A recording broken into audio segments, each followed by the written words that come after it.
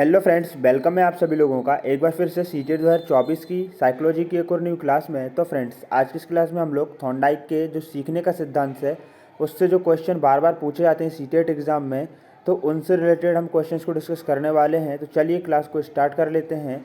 आज की इस क्लास का फर्स्ट क्वेश्चन है हमारा, एनिमल इंटेलिजेंस के लेखक हैं।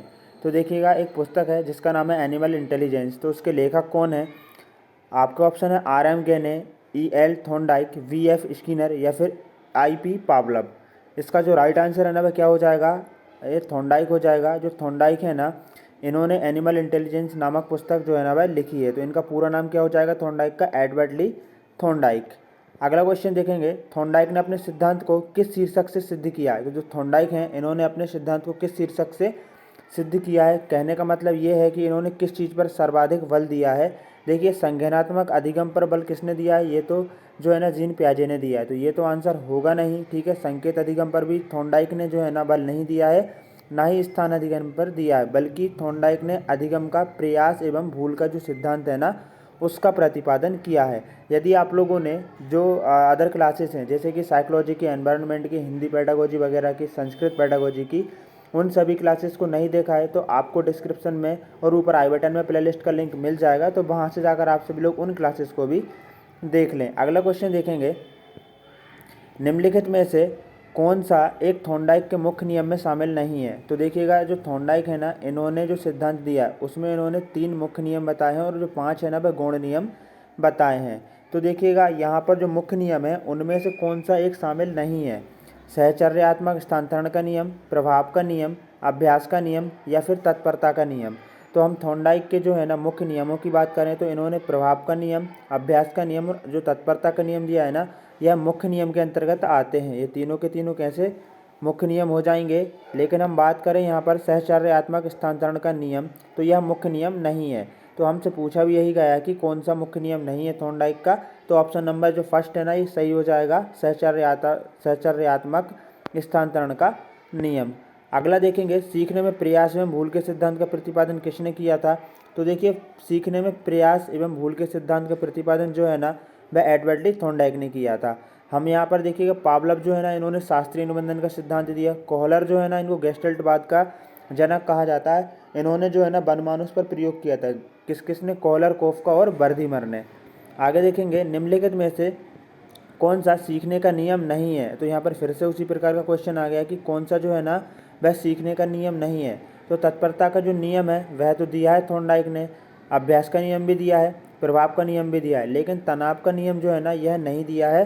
तो ये वाला जो है ना राइट आंसर हो जाएगा, क्योंकि यहाँ पर पूछा ही यही गया है कि निम्नलिखित में से कौन सा सीखने का नियम नहीं है। तनाव का जो है ना नियम वह सीखने का नियम नहीं है, बाकी अभ्यास का, तनाव का और प्रभाव का नियम यहाँ पर हो जाएगा। आगे देखेंगे, नेक्स्ट क्वेश्चन है, थॉर्नडाइक के अधिगम सिद्धांत में प्रक्रिया का अंग नहीं है। तो जो थॉर्नडाइक का जो अधिगम का सिद्धांत है उसमें इन्होंने जो है ना किन किन तत्वों पर बल दिया है, ठीक है, और किस पर नहीं दिया है? तो देखिए, त्रुटि पर तो दिया है, क्योंकि ये प्रयास एवं त्रुटि का सिद्धांत कहते हैं। पुनर्बलन, अभ्यास और श्रृंखलाबद्धता, पुनर्बलन पर भी इन्होंने यहाँ पर ध्यान दिया। क्यों दिया है? क्योंकि देखिएगा, इन्होंने बिल्ली पर प्रयोग किया है। यदि उसको पुनर्बलन नहीं दिया जाएगा तो वह अपने लक्ष्य को हासिल कैसे करेगी? और अभ्यास भी इन्होंने नियम दिया है। तो यहाँ पर त्रुटि, पुनर्बलन और अभ्यास, इन तीनों के तीनों तत्वों पर बल दिया है। ठीक है, इन प्रक्रियाओं पर बल दिया है, ये अंग हैं उनके सिद्धांत के। लेकिन श्रृंखलाबद्धता जो है ना इनके सिद्धांत का अंग नहीं है। तो राइट आंसर ऑप्शन नंबर क्या हो जाएगा? डी हो जाएगा। प्रयास एवं त्रुटि में सबसे महत्वपूर्ण क्या होता है? प्रेरणा, लक्ष्य, वातावरण या फिर अभ्यास? तो यहाँ पर हम बात करें प्रयास एवं त्रुटि में सबसे ज़्यादा महत्वपूर्ण जो है ना वह अभ्यास होता है। क्या होता है? अभ्यास सबसे ज़्यादा महत्वपूर्ण होता है। क्यों होता है? देखिएगा, प्रयास एवं त्रुटि, क्योंकि यहाँ पर जो है ना बार बार प्रयास करते रहना है जब तक लक्ष्य प्राप्त नहीं हो जाता है। देखिए, त्रुटियाँ भी होंगी, लेकिन यदि अभ्यास जो है ना वह सही तरीके से अगर चलता रहेगा ना तो जो है ना लक्ष्य उसको जो हम हासिल कर सकते हैं। इसी प्रकार से थॉर्नडाइक ने अपने सिद्धांत में बताया है। थॉर्नडाइक का कौन सा नियम उपयोग अनुपयोग का नियम कहलाता है? जो थॉर्नडाइक ने सीखने के मुख्य नियम दिए हैं ना उनको जो है ना कई नामों से भी जाना जाता है, जैसे कि उपयोग और जो अनुप्रयोग का जो नियम है ये किसको कहा जाता है? तो राइट आंसर देख लेते हैं। राइट आंसर है ऑप्शन नंबर यहाँ पर डी। तो अभ्यास का जो नियम है ना इसको उपयोग और अनुपयोग का नियम भी कहा जाता है। अगला क्वेश्चन देखिएगा, थॉर्नडाइक ने अपने प्रयोग किस पर किया था, हम बात कर चुके हैं। देख ठीक है, थॉर्नडाइक ने जो प्रयोग है ना वह अपना बिल्ली पर किया था। बनमानुस पर किस किसने किया था, कोलरकोफ का वर्दीमन ने किया था। चूहे पर स्किनर ने प्रयोग किया था और कुत्ते पर पावलव ने प्रयोग किया था। हम लोग जो है ना इन सभी से रिलेटेड बिल्कुल एक एक इंडिविजुअली क्लास में ना इनके जो सिद्धांत हैं उनको डिस्कस भी कर लेते हैं, और साथ ही में जो एमसीक्यूज़ वगैरह जो हैं, जो इंपॉर्टेंट क्वेश्चन है जो इनके सिद्धांत से पूछे जा सकते हैं, सीटेट ही नहीं बल्कि जितने भी टेट एग्जाम्स हैं, जैसे कि MP TET, UP TET, REET हो गया, एच टेट हो गया, जे टेट हो गया, तो इन सभी के पॉइंट ऑफ व्यू से काफ़ी ज़्यादा इंपॉर्टेंट है। थॉर्नडाइक के सीखने के कितने मुख्य नियम हैं, हम लोग बात कर चुके हैं। 3 मुख्य नियम है, देख लेंगे। तत्परता का नियम, इसमें क्या रहता है कि बच्चा यदि तत्पर रहेगा ना सीखने के लिए, वह तभी सीखेगा, जब तत्पर नहीं रहेगा तो वह सीख नहीं पाएगा। अभ्यास का नियम, बार बार अभ्यास करना चाहिए। और इसके बाद आ जाएगा प्रभाव का नियम। प्रभाव का नियम ये कहता है कि मतलब कि उससे जिस भी चीज़ से संतुष्टि होती है ना बच्चे की, तो वह उस चीज़ को तब सीखता है। जैसे कि हम लोग एग्ज़ाम की तैयारी कर रहे हैं, तो हमको क्या हमारा एग्ज़ाम निकल जाएगा, जॉब लगेगी, तो इससे संतुष्टि प्राप्त होगी। ठीक है, तो इस प्रकार से यहाँ पर जो प्रभाव का नियम जो है ना वह पुरस्कार पर रिलेटेड रहता है कि बच्चों को ना मतलब पुरस्कार का लालच दिया जाता है। जैसे कि आप ना 11th-12th में अच्छे परसेंटेज लेकर आइए, आपको पुरस्कार दिया जाएगा, तो इस प्रकार से प्रभाव का नियम कहता है। निम्नलिखित में से कौन सा एक थॉर्नडाइक का प्राथमिक नियम है, प्राथमिक नियम कौन सा है, देखिएगा। बहु अनुक्रिया का नियम, ये थॉर्नडाइक का गौण नियम है।